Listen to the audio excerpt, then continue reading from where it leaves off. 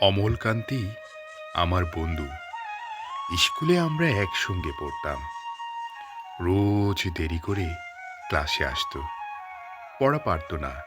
শব্দরূপ জিজ্ঞেস করলে এমন অবাক হয়ে জানালার দিকে তাকিয়ে থাকতো যে দেখে ভারী কষ্ট হতো আমাদের। আমরা কেউ মাস্টার হতে চেয়েছিলাম, কেউ ডাক্তার, কেউ উকিল।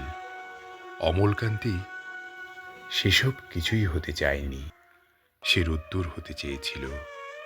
ক্ষান্ত বর্ষণ, কাক ডাকা বিকেলের সেই লাজুক রোদ্দুর, জামার জামরুলের পাতায় যা নাকি অল্প একটু হাসির মতন লেগে থাকে। আমরা কেউ মাস্টার হয়েছি, কেউ ডাক্তার, কেউ উকিল। অমলকান্তি রোদ্দুর হতে পারেনি। সে এখন অন্ধকার একটা ছাপাখানায় কাজ করে।